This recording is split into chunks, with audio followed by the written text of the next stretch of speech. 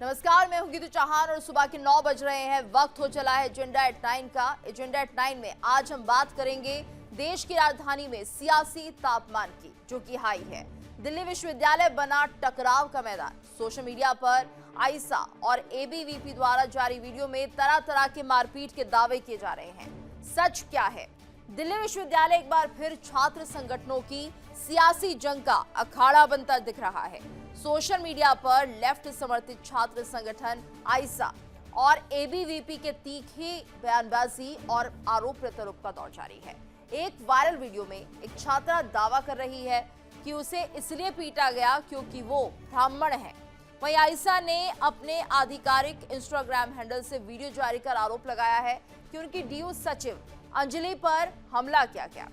तो देखिए, डीयू के आर्ट्स फैकल्टी में 2 छात्र गुटों में झड़प हुई। मॉरिस नगर थाने के बाहर ब्राह्मण जिंदाबाद के नारे लगाए गए। ऑल इंडिया वंचित अधिकार दिवस के दौरान झड़प हुई है। और वहीं सूत्रों के मुताबिक जो जानकारी सामने आ रही है, विवाद की शुरुआत उस वक्त हुई जब कैंपस में ब्राह्मणवाद के खिलाफ नारे लगाए जा रहे थे। आरोप है कि विरोध के दौरान कथित तौर पर आपत्तिजनक टिप्पणियां की गई।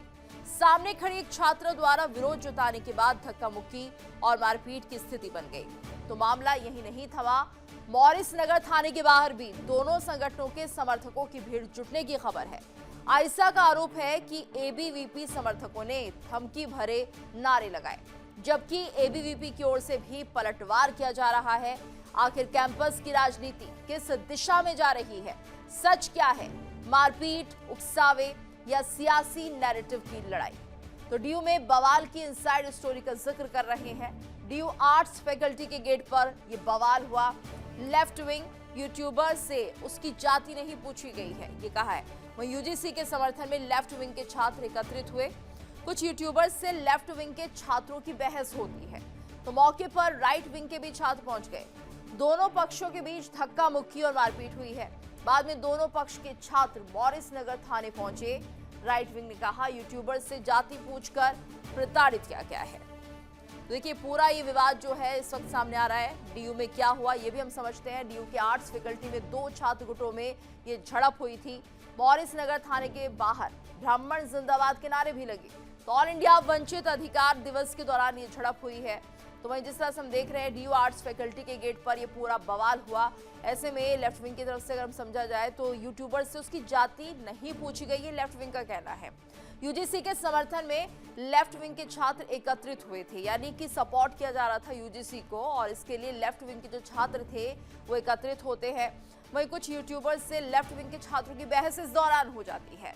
मौके पर राइट विंग के छात्र भी उस वक्त पहुंच जाते हैं। तो दोनों पक्षों के बीच धक्का मुक्की होती है, मारपीट होती है। बाद में दोनों ही पक्ष के छात्र मॉरिस नगर थाने पहुंचते हैं कंप्लेंट दर्ज कराने। तो देखिए, राइट विंग का क्या कहना है। राइट विंग का कहना है यूट्यूबर से जाति पूछकर प्रताड़ित किया गया है, जबकि लेफ्ट विंग कह रहा है कि ऐसा कुछ नहीं हुआ है। तो ये विवाद किसको लेकर हुआ ये भी समझना होगा। हालांकि जो मामला है वो सीधे तौर पर ये दिख रहा है, यूजीसी के समर्थन में जब लेफ्ट विंग एकत्रित हुआ, उसके छात्र एकत्रित हुए, तो कुछ यूट्यूबर से लेफ्ट विंग के छात्रों की बहस हुई थी।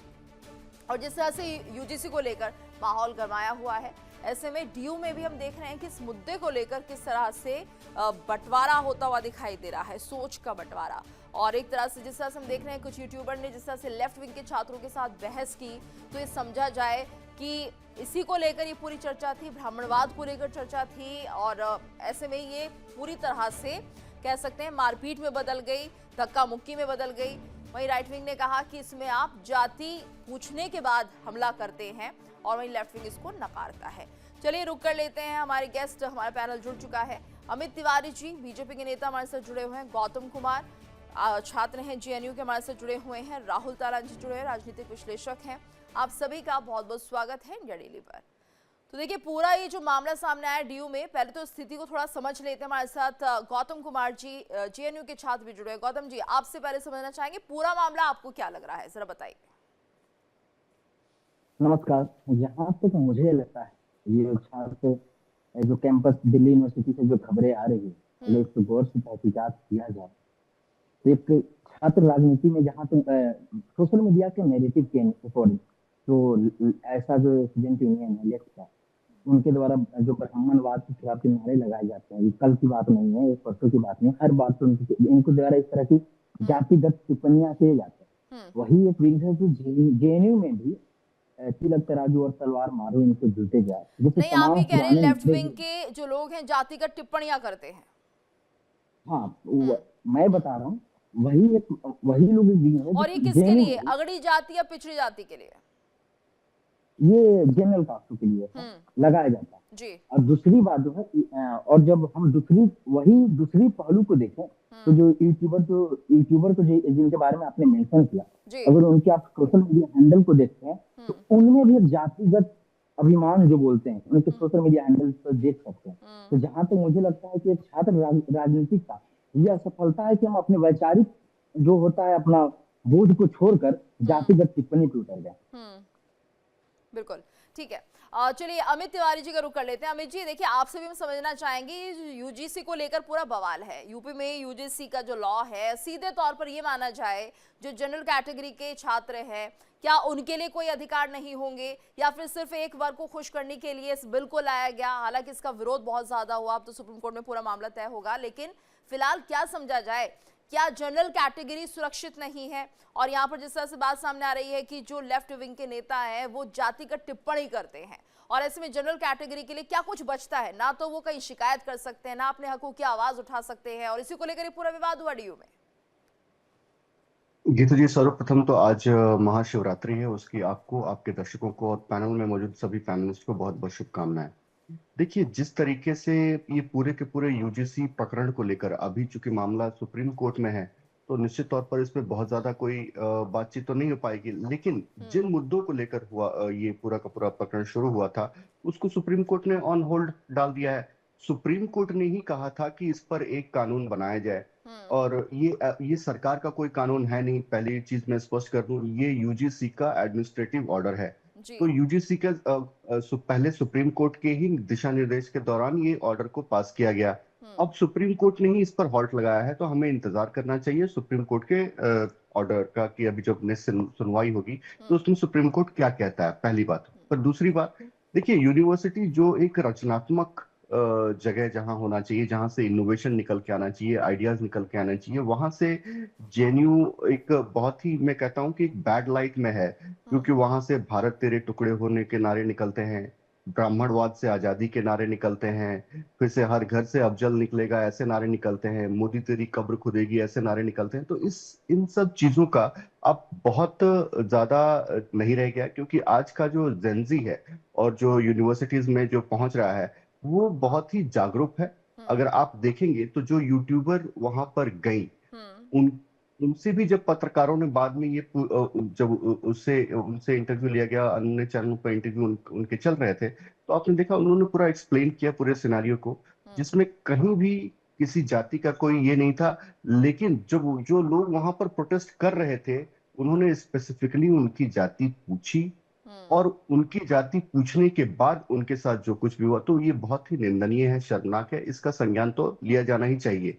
लेकिन जिस के आड़ में ये सब कुछ हो रहा है, उस पर तो सुप्रीम कोर्ट ने हॉल्ट कर दिया है। अगर तब भी आप इस प्रकरण को लेकर जारी रखते हैं, मतलब आप भ्रांति फैलाना चाहते हैं, आप भ्रम फैलाना चाहते हैं, जो भी वहां पर स्टूडेंट हैं उनमें एक अविश्वास पैदा करना चाहते हैं, तो ये सारी चीजों का अब स्कोप है नहीं, क्योंकि सभी जो जो जेंजी है लेकिन वो बवाल तो हो ही आपसे। गया ना अमित जी, बवाल तो हुआ यहाँ पर, और दो गुट आपस में भिड़ते दिखाई दे रहे हैं। जो छात्र पढ़ने के लिए आते हैं वो यहाँ पर एक तरह से देखिए गैंगबाजी यहाँ पर हो रही है, आपस में भिड़ रहे हैं, लड़ रहे हैं, तकरार हो रही है। और ये जो यूजीसी का जो मामला है ये इतना ज्यादा बढ़ता हुआ दिखाई दे रहा है कि अब एक तरह से बंटवारा हो गया है अगड़ी और पिछड़ी जाति में। अब यहाँ पर ये जो दीवार है वो कौन खड़ी कर रहा है? ये निश्चित तौर पे जो लोग इसके पक्ष विपक्ष में खड़े हो रहे हैं, दीवार तो वहीं से खड़ी हो रही है, क्योंकि सुप्रीम कोर्ट ने तो इस पर तो स्टे कर दिया है। इसके आगे का जो फैसला आएगा उसके बाद आप कोई एक पक्ष या इसके विरोध में जा सकते हैं, लेकिन आज इसके विरोध में जाना मेरे ख्याल से इसका कोई औचित्य नहीं है, और जो भी जा रहा है वो भ्रांति फैलाने के लिए जा रहा है, एक भ्रम की नहीं, स्थिति आपने भी पैदा कहा करने के लिए जा रहा यूजीसी है। ने ही इस क्योंकि नियम को तय किया है। राहुल तालान जी का रुख कर लेते। राहुल जी, क्या माना जाए? देखिए, यूजीसी की तरफ से ये बात सामने आई, लेकिन क्या उस वक्त भी जब ये फैसला लागू करने की बात कही जा रही थी या इस पर विचार किया जा रहा था, उस वक्त इतना भी नहीं सोचा गया कि सभी छात्र समान हैं? क्या आज भी हम जातियों के बंधन में बंधे रहेंगे? क्या आज भी ऐसा ही होगा कि यहाँ पर जो अगड़ी जाति है वो पिछड़ी जाति के आरोपों को झेलती रहेगी, उनके लिए कोई प्रावधान नहीं है और इसका मिसयूज भी हो सकता है? तो क्या मतलब कि किस तरीके से इस तरह के बिल या इस तरह के नियम कानून बनाए जाते हैं? देखिए गीतू जी, मुझे लगता है कि सरकार को जब ये बना रहे थे यूजीसी, ये बना रहे थे, तो तब इनको ध्यान देना चाहिए था और अच्छे से ये देखना चाहिए था कि पहले भी बहुत सारे कानूनों का मिसयूज हो चुका है। जब आप एक तरफा शक्ति दे देते हैं तो लोग उसका फिर मिसयूज करना शुरू कर देते हैं। तो ये इसकी आशंका तो थी, इसीलिए इसका विरोध होना शुरू हुआ था। लेकिन सरकार, वो सुप्रीम कोर्ट ने, ठीक है, सुप्रीम कोर्ट ने उस पर रोक लगा दी है फिलहाल के लिए, लेकिन अभी सुनवाई चल रही है। तो सरकार को अपना रुख स्पष्ट करना चाहिए और जल्दी से जल्दी करना चाहिए। एक तो ये कैंपस में विभेद पैदा कर रहा है, छात्र एक दूसरे के विरोध में जातियों के तौर पे सिर्फ इस कानून को लेके। वही जो बड़ा कल सवाल है हुआ राहुल है वो जी तो कि बहुत आपने निंदनीय। छात्रों को बांट दिया जाति के आधार पर। छात्र ने एक दूसरे के साथ जो वैमनस्यता यहाँ पर की है, आप समझिए आप बंटवारे का खेल खेल रहे हैं, आप बंटवारे की राजनीति कर रहे हैं। छात्र भी अब अगड़े और पिछड़े हो गए।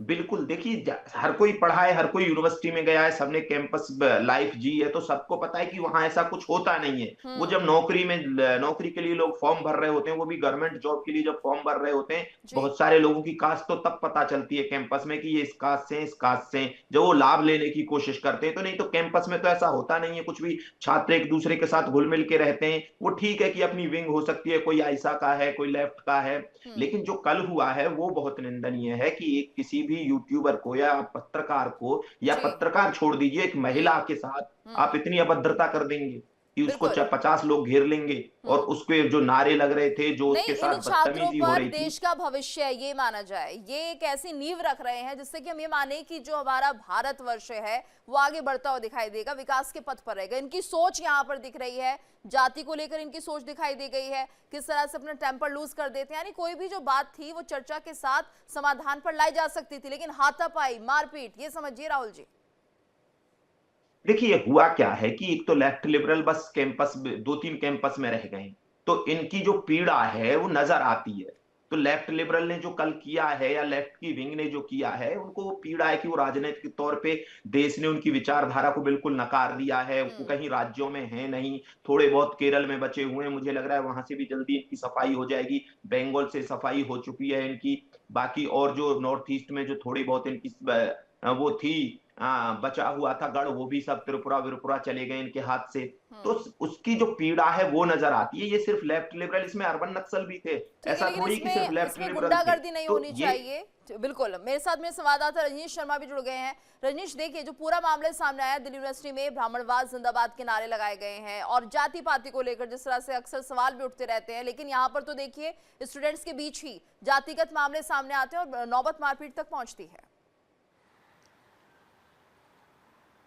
देखिए, पॉलिटिकल पार्टीज का यही एजेंडा होता है कि किसी भी तरीके से वैमनस्य जो पैदा किया जा सके, चाहे वो यूनिवर्सिटी हो या कहीं और हो, क्योंकि वोट की राजनीति करनी है। और आपको ये अच्छी तरह पता होगा कि जब एक्टिव पॉलिटिक्स में जब आया जाता है तो उसकी जो नींव रखी जाती है वो यूनिवर्सिटी लेवल से, जो पॉलिटिक्स होती है यूनिवर्सिटी लेवल की, वहीं से शुरू होती है। और वहीं पर अगर वैमनस्य पैदा कर दिया जाए तो जाहिर तौर पर अपना जो एजेंडा है वो जो साथ दिया जाएगा। इस इंसिडेंट की अगर बात कर ली जाए तो गीतू 13 जो फरवरी को दिल्ली यूनिवर्सिटी में जो लेफ्ट विंग छात्र संगठन है, उसका जो छात्र संगठन है आइसा, वो विरोध प्रदर्शन कर रहा था। हालांकि यह बात कही जा रही है कि सूत्रों की अगर बात की जाए तो वहां पर ब्राह्मणवाद के खिलाफ नारे लगाए जा रहे थे और रुचि तिवारी जिस महिला के साथ हाथापाई हुई है वो वहां पर मौजूद थी। उसका यह कहना था कि वो उस जो प्रोटेस्ट था उसे कवर कर रही थी, और इस दौरान जब वो अपने साथी पत्रकार से बात कर रही थी तभी उस पर हमला कर दिया गया। हालांकि लोगों का यह भी कहना है कि रुचि ने इस जो प्रोटेस्ट है इसका विरोध भी किया कि आप किस तरीके से ब्राह्मणवाद के खिलाफ आप बोल रहे हैं, ये आपको नहीं बोलना चाहिए। इस तरीके की बातें भी सामने आ रही हैं, जिसके बाद ये पूरा मामला सामने आ गया कि हाथापाई कैसे हुई, किस तरीके से जो है वो रुचि तिवारी के साथ खींचतान हुई। अब अगर बात की जाए, आयशा की अगर बात की जाए, तो ये आरोप लगाया जा रहा है कि दिल्ली यूनिवर्सिटी की जो सेक्रेटरी है आयशा की, अंजलि, उनके द्वारा ही ये सारी चीजें की गई है। लेकिन अभी ये पुष्टि नहीं हुई है कि ये हुआ क्यों था।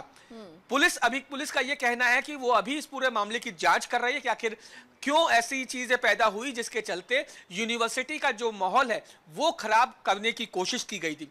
फिलहाल सारा मामला तफ्तीश का है, लेकिन सूत्रों की अगर बात माने तो सूत्रों का यह दावा है कि आयशा जो छात्र संगठन है वो ब्राह्मणवाद के खिलाफ वहां पे प्रोटेस्ट कर रहा था और रुचि तिवारी ने इसका विरोध किया, जिसके बाद यह पूरा मामला सामने आ गया। फिलहाल अगर पॉलिटिकल पार्टीज की अगर बात कर ली जाए तो पॉलिटिकल पार्टीज का एजेंडा ही ये रहता है कि किसी भी तरीके से वैमनस्य पैदा कर दिया जाए, बांट दिया जाए, क्योंकि अगर बटेंगे तो ही जाहिर तौर पे वो राज कर सकेंगे। जो भारत के खिलाफ या फिर जो देश के खिलाफ जो राजनीति वो करना का चाहते हैं वो राजनीति हो जाएगी, या फिर देश के लोगों को बांटकर वो किस तरीके से अपना राजनीतिक एजेंडा जो है वो, अगर ये होता है तो बहुत गंभीर मामला है। गौतम कुमार का एक बार फिर से रुख कर लेते हैं। गौतम जी, आपसे हम समझना चाहेंगे, एक छात्र होने के नाते क्या सभी छात्र एक समान नहीं है? और यहाँ पर जिस तरह से आरक्षण की बात कही जाती है, कुछ छात्र जो हैं वो आरक्षित होते हैं तो कुल मिलाकर विशेष लाभ मिलता है, तो ये पीड़ा है क्या जनरल कैटेगरी की कि जो कई बार निकलकर बाहर आ जाती है?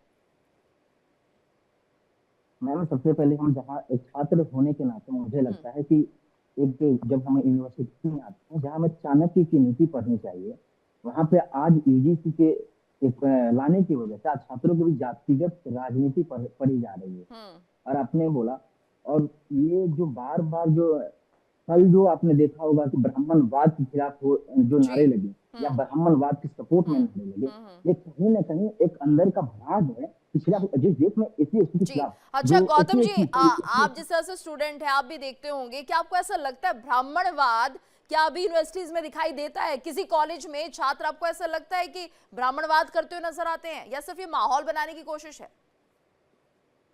मैम, जहां तक मुझे लगता है एक बस अब एक जरिया रह गया है, क्योंकि अब जब जिस देश में एससी एसटी केसेस 95% जो आ रहे हैं गलत आ रहे हैं, वहां पर इसको एक जरिया बना के छपास की बीमारी से ग्रसित लोग जो बार बार प्रदर्शन करके हेडलाइन में रहना चाहते हैं, वो इनको जरिया बना लिए। जहां तक मुझे लगता है, मैं खुद एक ओबीसी का छात्र हूँ, अगर मैं ऐसा बोल रहा हूँ तो जरूर आप समझ सकते हैं कि ये ऐसा बस एक जरिया बना लिया गया हेडलाइन में रहने का, छपास में रहने का, जो हमेशा क्योंकि अपनी राजनीतिक कैरियर चमकाने के लिए किसी पॉलिटिकल पार्टी के लाइमलाइट में आने के लिए इस तरह की तमाम प्रोपेगेंडे अपनाएगा। बिल्कुल, यानी कि सिर्फ एक तरह से लाइमलाइट में आने के लिए प्रोपेगेंडा के तौर पर इस्तेमाल किया जाता है। अमित जी, आपसे भी समझना चाहेंगे, देखिए क्योंकि लगातार इसी को लेकर चर्चा हो रही है, यूजीसी में भी सीधे तौर पर ये कह दिया, अभी भी ऐसा लगता है जैसे कि जो एससी एसटी ओबीसी है वो बहुत ज्यादा पीड़ित है और जो जनरल कैटेगरी है वो बहुत ज्यादा ब्राह्मणवाद या फिर राजपूतवाद के तहत आगे बढ़ती हुई दिखाई दे रही है। लेकिन ऐसा तो कुछ नहीं है। अभी अगर हम समाज को समझे, कुछ जगहों को अगर छोड़ दे, तो क्या देश वाकई अब क्या जाति पात में इतना बटा हुआ है या स्थिति थोड़ी बेहतर हो रही है? जैसा कि बी.आर. अम्बेडकर ने जब आरक्षण को तय किया था उस वक्त ये तय किया गया था कि इसे रिवाइज किया जाएगा हर 10 साल पर, लेकिन शायद ऐसा नहीं हो रहा, जिसके चलते इस तरह के यूजीसी के नियम सामने आ रहे हैं। आज भी वही सोच कि जो अगड़ी जाति के हैं वो पिछड़ी जाति पर जुल्म ढाते हैं, ऐसा लगता है आपको अमित जी? ये तो जो देखिए, ये तो देश का दुर्भाग्य ही है। आपने जैसा बताया, अंबेडकर जी ने इस पूरे के पूरे आरक्षण को एक समय बाधित बताया था और हर 10 साल में इसको रिवीजन करने की बात कही थी। लेकिन आगे चलकर यही चीज पॉलिटिकल पार्टीज का एक हथियार बन गया और आपने देखा किस तरीके से एक एक जातियों पर पार्टियां बनी और अपनी राजनीतिक रोटियां सेकने की काम कर रही हैं आज। लेकिन जो आपने जैसा कहा कि आज भी क्या ये देखने को मिल रहा है, तो मैं इसे पूरी तरीके से तो नहीं नकारूंगा जी। कहीं कहीं छुटपुट जगहों पर ऐसी चीजें देखने को मिलती हैं, लेकिन बहुतायत तौर पर जिस तरीके से आज 100 वर्षों से संघ ने हर घर पर घर में जाकर इस चीज को दिया है, तो आप एक संघ की परिकल्पना को देखेंगे तो वहां पर हर जाति के लोग, हर धर्म से आने वाले लोग, हर पंथ से आने वाले लोग सब एक ही साथ बैठते हैं, खाते हैं, पीते हैं, उठते हैं, चर्चा करते हैं, फिर अपने अपने शयन कक्ष में जाते हैं। पर जिस तरीके से इस पूरे की पूरी प्रक्रिया को एक पॉलिटिकल धार दी जा रही है, वो दुर्भाग्यपूर्ण है। और आप देखेंगे तो इसको धार देने में कौन है? आज तो सुप्रीम कोर्ट में ये पूरा का पूरा मामला गया और उसे निरस्त किया गया, लेकिन जो कमेटी इस पर बनी थी, जो चाइल्ड वेलफेयर, स्टूडेंट, इन सब की एक कमेटी है, संसदीय कमेटी है, उस कमेटी का जो चेयरमैन है वो है दिग्विजय सिंह जी। दिग्विजय सिंह जी जब ये सब पूरा प्रस्ताव, उसमें निश्चित तौर पर भारतीय जनता पार्टी के भी उस कमेटी में लोग हैं, लेकिन अगर चेयरमैन इस चीज को आगे बढ़ाता है तो निश्चित तौर पर संदेह कहाँ जाता है, हमें बहुत ज्यादा इसमें संकेत ढूंढने की जरूरत है नहीं कि वो विचारधारा कहाँ से आ रही है। दूसरी बात कि इस चीज को आगे लेकर जो पार्टियां जातिवाद पर बनी, जातिवाद पर चल रही हैं, आज तक अपनी एक अस्तित्व को बनाए रख रही हैं, अगर इस तरीके की स्थिति अगर खत्म हो जाएगी, अगर एक जी समानता का समाज बन जाएगा तो उनकी राजनीति तो खत्म हो जाएगी। तो बिल्कुल। निश्चित तौर पर जो लोग पीडीए करते रहते हैं, जो लोग अगड़ी जाति, पिछड़ी जाति करते रहते हैं, कांग्रेस पार्टी स्वयं हर जगह जाकर जाति जाति, राहुल गांधी, आपने स्वयं इस पर रिपोर्टिंग की थी कि किस तरीके से राहुल गांधी जाते हैं और हर मंच से हर किसी की जाति पूछने का काम करते हैं। तो जब जो विपक्ष का इतना बड़ा एक दल है, अगर वो इस चीज को एक तरीके से बिल्कुल, आगे यानी कुल बढ़ाएगा मिलाकर तो राजनीति निश्चित के तौर पर तौर पर समाज में जाति का इस्तेमाल किया जा रहा है और जिस तरह से हम देख रहे हैं कि इस पर अब कुछ काम वाकई होना बनता है। राहुल तालान जी, क्योंकि देखिए पूरी तरह से तो नहीं नकारा जा सकता है कि यहाँ पर अगड़ी और पिछड़ी के बीच का जो भेदभाव है, लेकिन जहां पर ये हालात अभी भी बरकरार है वहां पर काम कीजिए, वहां पर फोकस कीजिए। जहां आपको लग रहा है कि अब स्थिति थोड़ी थोड़ी ठीक होने लगी है तो वहां पर जाति का खेल खेलना सिर्फ राजनीति के लिए, ये तो पूरे देश के साथ खिलवाड़ है। बिल्कुल, देखिए जब देश में जातियां खुद से डाइल्यूट हो रही थी, जातिवाद खुद से डाइल्यूट हो रहा है, ऐसा लेके आना, यूजीसी ये अधिनियम ले आना है, वो उस चीज को और बढ़ावा दे रहा है। तो इसमें ऐसा नहीं है वो जैसे अमित तिवारी बोल रहे हैं कि सरकार के लोगों को वो दिग्विजय सिंह पे डाल दे रहे हैं सारी चीजें। अकेले दिग्विजय सिंह थोड़ी थे इसमें, एक संसदीय कमेटी में कितने सारे लोग होते हैं, हर पार्टी के लोग होते हैं, बीजेपी के कई सारे लोग थे, उन्होंने कुछ नहीं बोला। फिर बाद में आके क्योंकि जब जाति का फायदा ये सभी को मिल रहा है, सभी पार्टियों को इसका फायदा मिल रहा है। राहुल जी, बिल्कुल, देखिए ये समाज में जो वैमनस्यता बढ़ा रहे हैं, ऐसी कोई कोई भी पॉलिटिशियन का यही तो काम है कि समाज से वैमनस्यता को कम किया जाए। लेकिन अगर जो आप एक तरफा ऐसा कोई भी नियम बना देते हैं, यूजीसी ऐसा नियम बना देती है, आप प्रपोज कर देते हैं और नियम बन जाता है, तो ये तो समाज में विभेद बढ़ाएगा, कैंपस में विभेद बढ़ाएगा। एक तरफ आप इनोवेशन की बात करते हैं, एक तरफ आप जातिवाद की बात करते हैं, तो ये तो खुद में कॉन्ट्राडिक्टरी हो जाता है। अगर जो छात्र केवल जातिवाद और राजनीति में उलझे रहेंगे कैंपस में, तो इनोवेशन के नाम पे तो भूल जाइए कि इनोवेशन के नाम पे भारतीय इकोनॉमी कहीं जाएगी और आप बहुत इनोवेशन में आगे निकल पाएंगे और आप R&D कर पाएंगे। तो ये सब चीजें देखिए, एक तरफ का आपको एक तरफा देखना होगा चीजों को कि भाई आप एक सरकार हैं, सरकार को सब पता होता है, सरकार की सहमति से कोई भी संसदीय कमेटी सरकार की सहमति के बगैर कोई निर्णय नहीं ले लेती है। तो वहां सरकार ने अगर जो सहमति दी है, आपकी शिक्षा मंत्री ने सहमति दी है, तो शिक्षा मंत्री को भी ये बात पता होगी, शिक्षा मंत्री को पता है तो सरकार को भी पता होगी। तो सबको बात पता थी और इसके नियमों पे चर्चा होनी चाहिए थी। जब आपको लग रहा था कि भाई ये इसमें नियम कुछ ऐसे हैं जो नहीं माने जाने चाहिए या जिससे समाज में विभेद हो सकता है, तो बाहर आके आपके जो वहां संसदीय कमेटी में जो मेंबर थे वो बाहर आके बोल देते कि भाई ऐसे ऐसे इस चीज पे चर्चा हो रही है। समाज अगर जो बाहर डिस्कशन होता और मीडिया डिस्कशन कर रहा होता तो ये नौबत ही नहीं आती गीतू जी कि जब समाज डिस्कशन कर रहा होता तो अच्छी चीजें निकल के आती। और आपको जब और अब ऐसा तो ही था भागीदारी तो सभी की बनती है, क्योंकि अगर आप ऐसे नियम थोपेंगे तो अंजाम भी देखेंगे। किस तरह से पूरा बवाल बचा यूजीसी को लेकर सभी ने देखा। गौतम जी, आपसे भी हम समझना चाहेंगे, फिलहाल जिस तरह से पूरा माहौल बना हुआ है, किस तरह से ये जो राजनीति की जा रही है जाति को लेकर, ऐसा नहीं होना चाहिए। आप एक छात्र हैं, आप बताइए क्या कॉलेज में, DU में जिस तरह से हमने सब देखा, उस तरह से ये माना जाए जिसका जिक्र हो रहा है कि जो छात्र है देश का भविष्य तय करेंगे, आने वाले समय को तय करेंगे, तो क्या अब ये छात्र जो हैं जाति में एक तरह से पिसकर रह जाएंगे, या जाति से तो इनको उठना था जिस तरह से देश आगे बढ़ रहा है और जाति में फंस गए हैं, तो क्या तरक्की की फिर इस देश ने? मैंने स्टार्टिंग में ही बोला कि जहां मुझे चाणक्य की नीति पढ़नी चाहिए, अगर हम वहां जाति की राजनीति पढ़ रहे हैं तो ये हमारे लिए एक छात्र होने के नाते इससे बुरा दिन कभी नहीं हो सकता। क्योंकि जब हम 2047 विकसित भारत की परिकल्पना करते हैं तो उसी समय पे हमें एक इनोवेशन की जरूरत है, ना कि जाति में उलझ कर। अगर मैं सरकार की मंशा पे सवाल नहीं उठा रहा हूँ, क्योंकि सरकार जहाँ पे एक संपूर्ण लोकतंत्र में सर्वोच्च न्यायालय की बहुत ही अहम भूमिका है। उनके आदेश पे जब यूजीसी लाया गया था और उन्हीं के आदेश पे ले लिया गया था, लेकिन इससे अब पॉलिटिकल पार्टी अपने फायदे के लिए एक मंच साइडलाइन पैरेलल साइडलाइन मंच तैयार कर रही है ताकि अपने इलेक्शन प्रोपेगेंडा को सेका जा सके। मैं इसमें राइट विंग का पॉलिटिकल पार्टी हो, राइट विंग का हो या लेफ्ट का हो, सभी के सभी बस अपने पॉलिटिकल नहीं होता, स्टूडेंट को चीता में झोंक के उस पर अपना लिट्टी सेकने की काम कर रहे हैं इस जाति के नहीं। जी, यानी कुल मिलाकर ये जो राजनीति है वो छात्र संघ तक भी पहुंचती दिखाई दे रही है और जाति पर अब जो छात्र हैं वो भी राजनीति करते हुए दिखाई दे रहे हैं।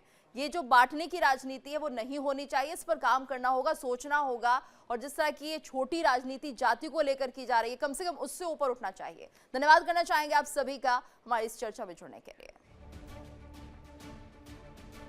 और इसी के साथ हमारी इस खास पेशकश में इतना ही, रुकेंगे एक छोटे से ब्रेक के लिए। देखिए इंडिया डेली 24/7 अब आपकी स्मार्ट टीवी पर। इंडिया डेली मौजूद है सभी डिजिटल प्लेटफॉर्म पर लाइव और लगातार।